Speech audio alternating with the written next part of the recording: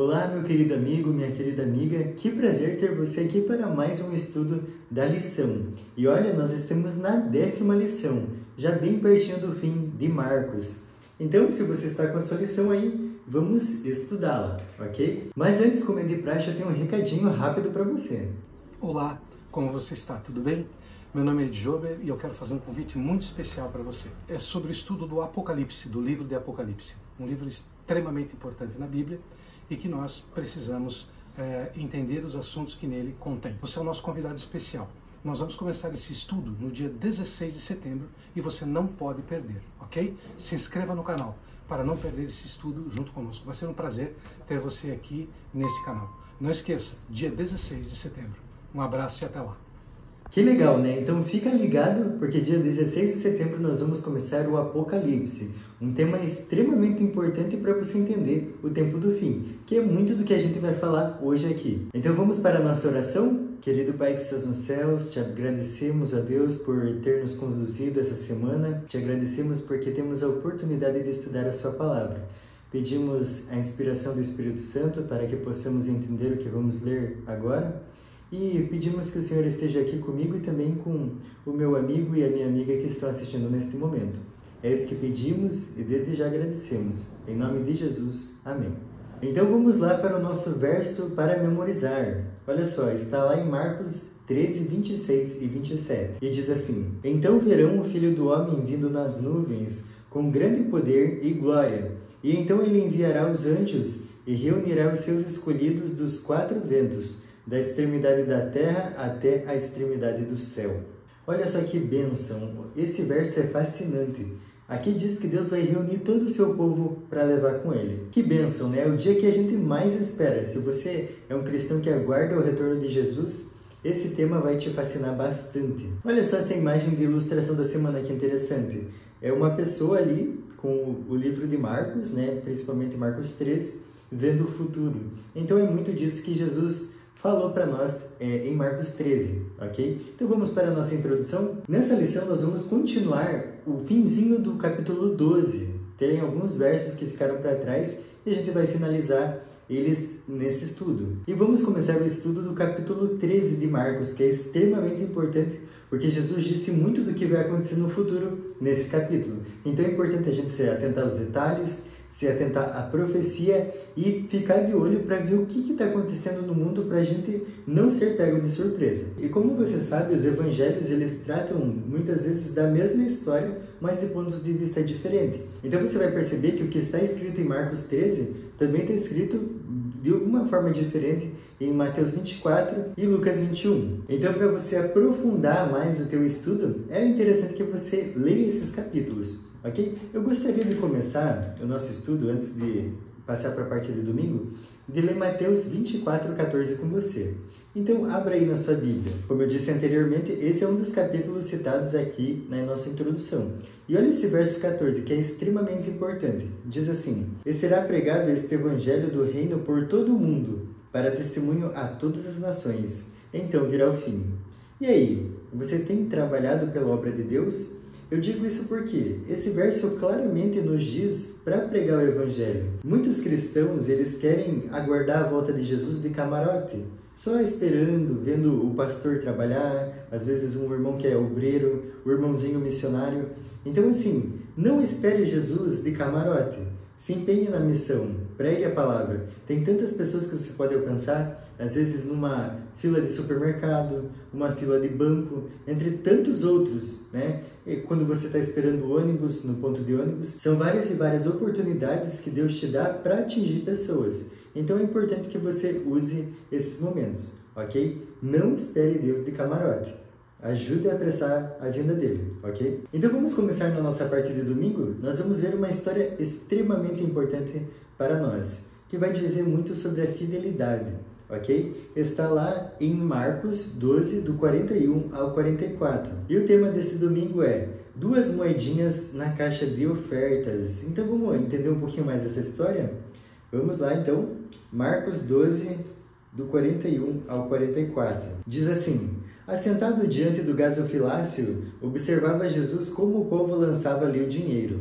Ora, muitos ricos depositavam grandes quantias. Vindo, porém, uma viúva pobre, depositou 2 pequenas moedas correspondentes a 1 quadrante. E chamando os seus discípulos, disse-lhes: em verdade vos digo que esta viúva pobre depositou no gasofilácio mais do que o fizeram todos os ofertantes, porque todos eles ofertaram do que lhes sobrava, e ela, porém, da sua pobreza, deu tudo quanto possuía, todo o seu sustento. Essa história para nós é fascinante por quê? Porque essa mulher só tinha essas 2 moedinhas, mas ela procurou ser fiel. Isso é uma importante lição para nós. As circunstâncias não devem limitar a nossa fidelidade. Muitos levavam grandes ofertas para depositar no gasofilácio. E é importante pontuar que muitos fariseus, eles colocavam as moedas bem devagar, só para fazer mais barulho, e as pessoas verem eles e pensarem assim: nossa, olha só como eles são generosos. E isso aumentava ainda mais o ego deles. O interessante dessa história é que a gente não tem nenhuma informação sobre essa mulher. Não é citado nome, não é citado idade, não é citado nada. São uma das pessoas que fazem parte dos nossos estudos bíblicos que a gente vai poder conhecer no céu. Olha só que legal. São pessoas que fazem parte da história, mas são desconhecidas. Essa quantia que essa pobre viúva deu corresponde a 1,32 avos de um denário. Então, assim, para a gente entender, denário era o valor de um dia de trabalho.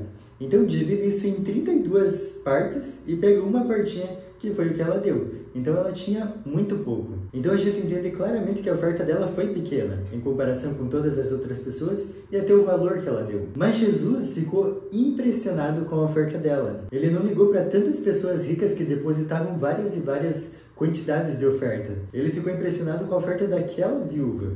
E por que isso chamou atenção? Sabe por que chamou atenção? Porque ela depositou mais que todos os outros. Mas como isso é possível, sendo que ela depositou um valor irrisório? É que todas as pessoas, elas davam do que sobrava. Ela deu tudo, por isso se chamou a atenção de Jesus. Em outras palavras, o valor que ela depositou foi extravagante, porque era tudo que ela tinha. Essa história contém uma lição fascinante sobre a gestão de recursos. Doar a causa de Deus não depende das ações dos líderes para ter validade. E isso é uma bênção. A liderança religiosa do templo era corrupta, mas apesar disso, Jesus não ensinou que as ofertas deviam ser retidas por causa desse motivo. Isso traz uma grande lição para nós. Não importa se os líderes são infiéis, eles não podem influenciar na minha fidelidade com Deus. Porque, como sabemos, o que importa para Deus é o nosso coração, é a nossa motivação. É verdade que os líderes têm a responsabilidade sagrada de usar os recursos de acordo com a vontade de Deus. Mas mesmo que não o façam, aqueles que doam a sua causa ainda são abençoados em suas doações, como foi aquela mulher. Então, reter dízimos e ofertas quando os líderes cometem equívocos significa que estamos vinculando todas as doações às ações deles, em vez de entregarem agradecimento a Deus. Por mais tentador que seja fazer isso, está errado. E aí vem uma pergunta importantíssima para nós. Qual é a importância de ser fiel nas contribuições para a obra de Deus? Eu gostaria que, ao pensar na resposta dessa pergunta, você lesse também Malaquias 3, do 7 ao 12. É uma importante leitura para você entender um pouquinho mais do tema que foi trabalhado aqui. Vamos para a parte de segunda-feira, que diz assim: não ficará pedra sobre pedra. Que história é essa? O que isso quer dizer? Então vamos lá para Marcos também. Agora é o capítulo 13, do versículo 1 ao 13, ok? Acompanhe aí na sua Bíblia comigo. Ao sair Jesus do templo, disse-lhe um dos seus discípulos: Mestre, que pedras, que construções! Mas Jesus lhe disse: vê essas grandes construções? Não ficará pedra sobre pedra que não seja derribada. No Monte das Oliveiras, defronte do templo, achava-se Jesus assentado quando Pedro, Tiago, João e André lhe perguntaram em particular: dize-nos quando sucederão estas coisas e que sinal haverá quando todas elas estiverem para cumprir-se. Então Jesus passou a dizer-lhes: vede que ninguém vos engane. Muitos virão em meu nome, dizendo: sou eu, e enganarão a muitos. Quando, porém, ouvirdes falar de guerras e rumores de guerras, não vos assusteis. É necessário assim acontecer, mas ainda não é o fim. Porque se levantará nação contra nação e reino contra reino. Haverá terremotos em vários lugares e também fomes. Estas coisas são o princípio das dores. Estai em vós de sobreaviso, porque vos entregarão aos tribunais e às sinagogas. Sereis açoitados e vos farão comparecer à presença de governadores e reis, por minha causa, para lhes servir de testemunho. Mas é necessário que primeiro o Evangelho seja pregado a todas as nações. Quando, pois, vos levarem e vos entregarem, não vos preocupeis com o que haveis de dizer, mas o que vos for concedido naquela hora. Isso falai, porque não sois vós os que falais, mas o Espírito Santo. Um irmão entregará à morte outro irmão, e o pai ao filho. Filhos haverá que se levantarão contra os progenitores e os matarão. Sereis odiados de todos por causa do meu nome. Aquele, porém, que perseverar até o fim, esse será salvo. Olha só que fascinante essa finalização do texto. Aquele que perseverar até o fim será salvo. E eu oro a Deus que nós façamos parte desse grupo. O templo era uma estrutura magnífica, chamava muita atenção. E olha só algumas características interessantes que o texto traz para nós.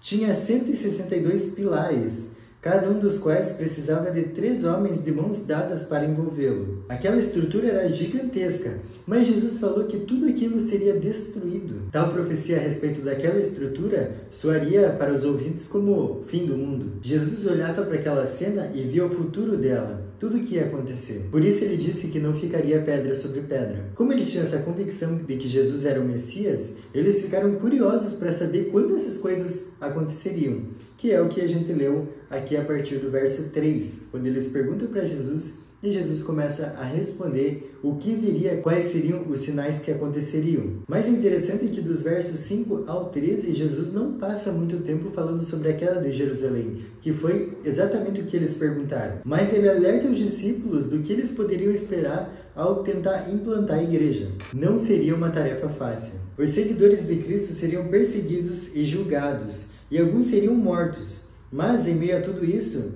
Jesus indicou que ainda não seria a hora. Eles não deviam ser enganados por conflitos. Além disso, o Espírito Santo lhes daria as palavras para falar na hora certa, mesmo quando a família e os amigos os abandonassem. Eu gostaria de ler com vocês novamente o verso 11, para nós entendermos um pouco do que foi dito aqui. Diz assim: quando vos levarem e vos entregarem, não vos preocupeis com o que haveis de dizer, mas o que vos for concedido naquela hora, isso falai, porque não sois vós os que falais, mas o Espírito Santo. É importante você saber que você não precisa pensar numa situação e o que você diria como resposta. Por exemplo, se eu estiver em tal lugar e alguém me perguntar isso, eu vou responder exatamente isso, e aí você traz uma resposta pronta. O que você tem que fazer é estudar cada tema, tá? Porque nessas horas de conflito, quando uma pessoa vem te confrontar sobre Bíblia ou qualquer outra coisa, o Espírito Santo faz você lembrar tudo que você estudou. Então, olha a importância de, por exemplo, fazer o ano bíblico, ler os livros que falam sobre o amor de Deus. Então, tudo isso é munição para quando você passar por uma situação dessas. Então, é muito importante que a sua vida espiritual não se baseie apenas em cultos. Por exemplo, eu vou na igreja domingo à noite, quarta à noite e sábado de manhã. Isso não é suficiente para a nossa vida espiritual. A nossa vida espiritual tem que ser a cada dia. E mais ainda, o nosso relacionamento com Deus tem que ser constante. E o que isso quer dizer? Tem um verso em 1 Tessalonicenses 5,17 que diz assim: orai sem cessar. Isso faz nós termos um relacionamento bem próximo com Deus. Isso é extremamente importante para a nossa vida espiritual. Quanto mais perto nós estivermos de Deus, mais longe nós ficamos do pecado. Então, não pare de estudar. A conclusão dessas palavras introdutórias da profecia de Jesus é que o povo de Deus não deve temer as turbulências e provações. Muitos têm muito medo desse tempo que Jesus se referiu, mas a gente tem que pensar que esse é o melhor tempo de todos. Isso parece loucura, mas pensa comigo. Você quer tanto que Jesus volte e sabe o que vai preceder a volta dele. Quando começam a acontecer essas coisas, você não fica feliz porque está chegando a volta de Jesus? Para um tempo o qual nunca houve, Jesus vai preparar pessoas o qual nunca houve também. E aí, você quer fazer parte desse seleto grupo?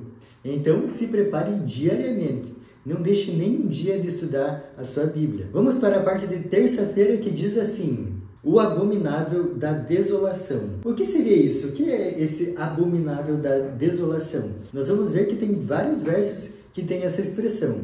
Então vamos ver na nossa Bíblia Marcos 13, agora dos versos 14 ao 18. Leia comigo na sua Bíblia. Quando, pois, virdes o abominável da desolação, situado onde não deve estar, então os que estiverem na Judéia fujam para os montes. Quem estiver em cima no eirado, não desça nem entre para tirar da sua casa alguma coisa. E o que estiver no campo, não volte atrás para buscar a sua capa. Ai das que estiverem grávidas e das que amamentarem naqueles dias. Orai para que isso não suceda no inverno. No verso 14, como nós lemos, Jesus chega ao ponto central da queda de Jerusalém. Ele se referiu ao abominável da desolação. Como você viu ali no meio do verso, Jesus disse, quem lê, entenda. Com essas palavras, ele estava fazendo uma clara referência ao livro de Daniel, porque no livro de Daniel nós encontramos essa expressão 4 vezes. Antes de entendermos a quem Jesus estava se referindo, vamos ler Daniel 9, 26 e 27. Diz assim, depois das 62 semanas, será morto o ungido e já não estará. E o povo de um príncipe que há de vir, destruirá a cidade e o santuário.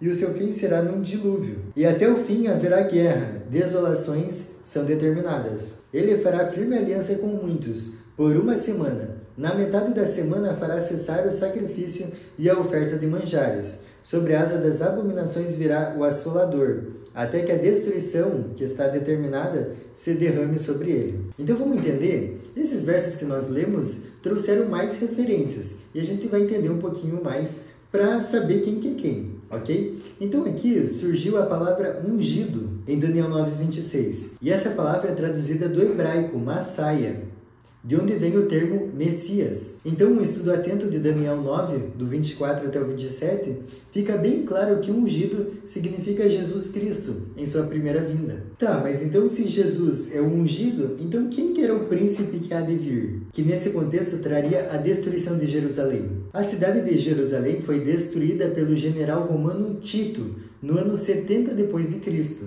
Assim, logicamente, a referência que a Bíblia fez foi para ele. E por que essas duas pessoas estão ligadas? Tito e Jesus. Porque a forma como Jesus foi tratado levou à ruína da cidade. Tá, então tinham 3 referências, está faltando ainda uma, que é o abominável da desolação. Jesus usou essa expressão para se referir a algo que aconteceria depois da morte dele. Então não tem como a gente contextualizar isso antes da morte dele. O abominável da desolação provavelmente se refira à colocação dos estandartes romanos em Israel durante o cerco de Jerusalém no fim da década de 60 depois de Cristo. Esse foi o sinal para a fuga dos cristãos da cidade, o que eles fizeram.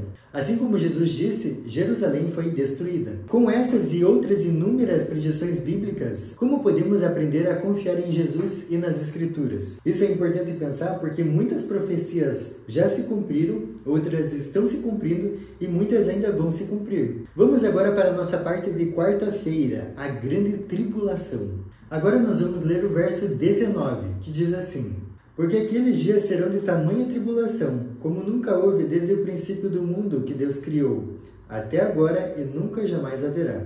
Então, a que tempo se refere esse verso? Se refere ao momento antes de Jesus voltar. E olha só que importante, aqui diz que haverá uma grande tribulação, que não houve desde que o mundo é mundo. Vai ser bem pesado. Assim como Marcos 13:14 nos leva à profecia de Daniel 9, a grande perseguição descrita aqui no capítulo 13, do versículo 19 ao 23, remete às profecias de Daniel 7 e 8, que predizem que o poder do chifre pequeno perseguiria o povo de Deus, por um tempo, tempos e metade de um tempo, que está lá em Daniel 7:25. Mas só para a gente entender, o que seria tempo, tempos e metade de um tempo? Vamos fazer uma conta rápida aqui.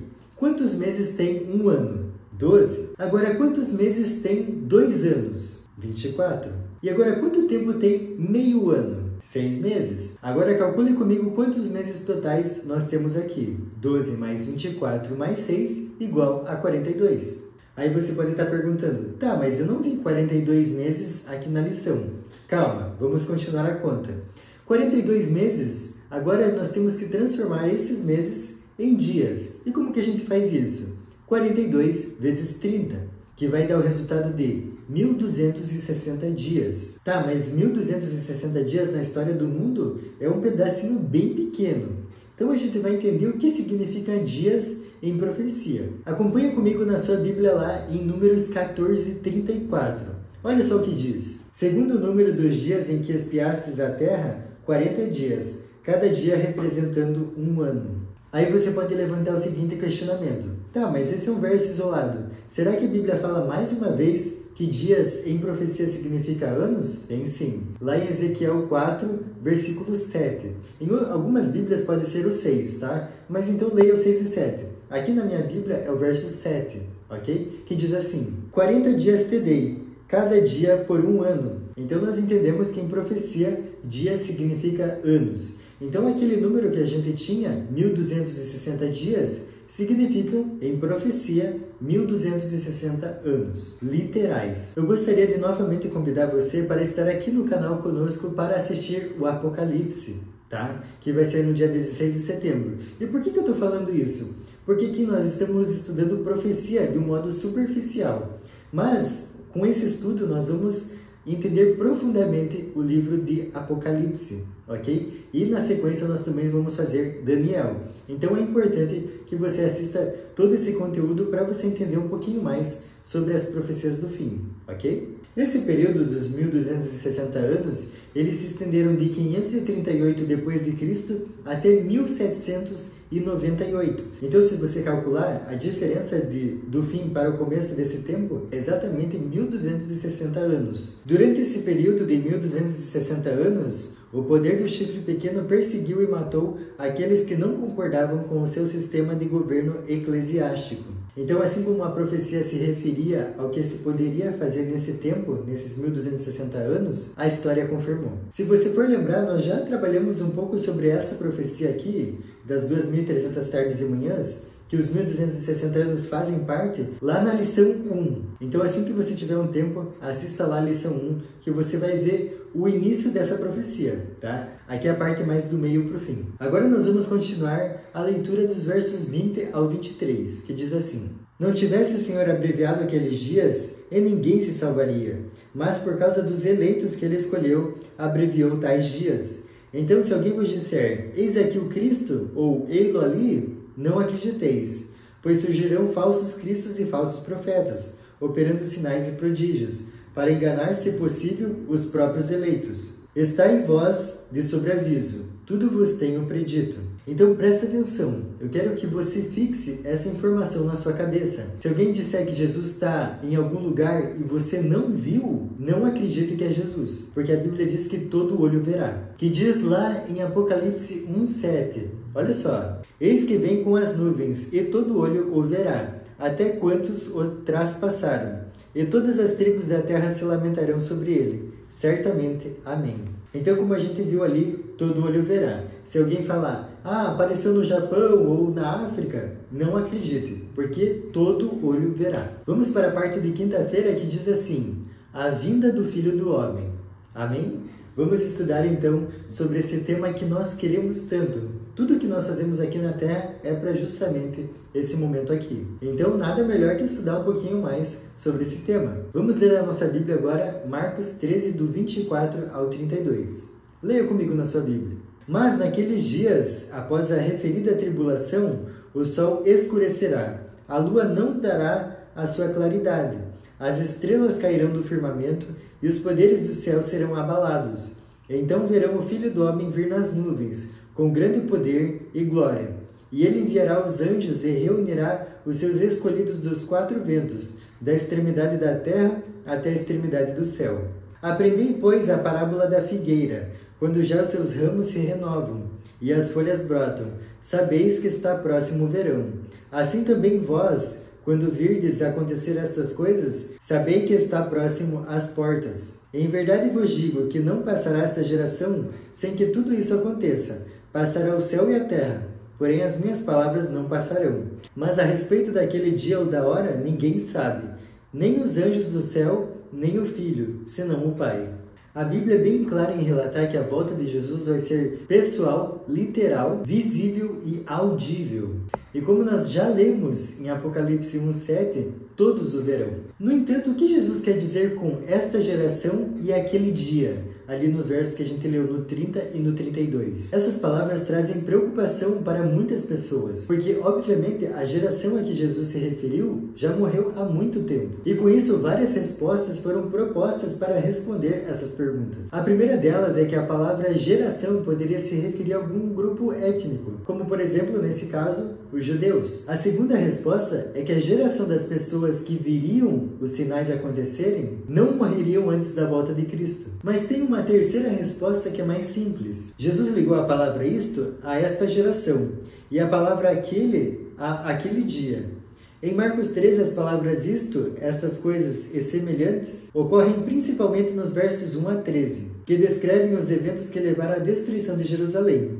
Por outro lado, a palavra aquele caracteriza a última parte do capítulo, que descreve a volta de Jesus. Então, o que isso quer dizer? Essa geração provavelmente se refere à geração do primeiro século, que viu a destruição de Jerusalém como descreve Marcos. Contudo, o verso 32 se refere à volta de Jesus, que estava mais distante do primeiro século. Então, consequentemente, esse verso 32 usa a palavra aquele dia para se referir a algo que estava bem longe do primeiro século. Legal, né? Bem simples de entender. Então vamos para a nossa parte final, que é de sexta-feira. Vocês já pararam para pensar se nós soubéssemos que dia Jesus vai voltar? Pensa aí, vamos supor uma data. Finge que Jesus vai voltar em 2150. Você não desanimaria? Ou pior, é uma data perto do que a gente está vivendo, por exemplo, 2030. Você acha que as pessoas buscariam Deus diariamente? Muitas pessoas pensariam assim: se ele vai voltar em 2030, então eu vou aproveitar a vida do jeito que eu quero e no final de 2029 eu começo a me preparar. Só que ninguém tem a vida na mão. E se essa pessoa morre em 2028? Então, olha só, graças a Deus que ele não deixou nenhuma data. Senão isso seria a nossa ruína. Então, como nós não sabemos o dia que Jesus vai voltar, nós somos advertidos a vigiar. E nós que esperamos a vinda de Jesus, nós não aguardamos de maneira ociosa, só esperando. Que lembra que foi o que eu falei lá no início dessa lição? Não espere a vinda de Jesus de camarote. Se empenhe na missão. Isso vai fortalecer a tua fé. Os que aguardam o Senhor purificam o coração pela obediência à verdade. Com a vigilante espera, combinam ativo serviço. Seu zelo é renovado para colaborar com as forças divinas, para a salvação de pessoas. Como Enoque, Noé, Abraão e Moisés declararam a verdade para seu tempo, assim os servos de Cristo hoje darão advertência especial para esta geração. Meu apelo para você é que você se empenhe na obra da salvação de pessoas. Isso, como eu já disse, vai fortalecer a sua fé. Isso é extremamente importante, porque esse serviço os anjos poderiam fazer, mas Deus encarregou nós de fazermos. Então, olha só que especial. Imagina você chegando no céu e alguém falando para você: nossa, eu só estou aqui porque você me deu aquele livro, porque você abriu a Bíblia para mim, porque você se preocupou comigo, porque você correu atrás de mim. E eu quero que você imagine essa cena, porque imagina essas pessoas chegando para você, só que não uma, 10, 20, 30. Isso vai ser uma bênção, porque cada pessoa vale o sangue de Jesus. Então, cada pessoa é muito cara para Deus. Então, se empenhe na obra da salvação das pessoas. Que Deus te abençoe, que você tenha uma vida que seja iluminada pelo Espírito Santo. E eu te vejo no próximo vídeo. Até semana que vem.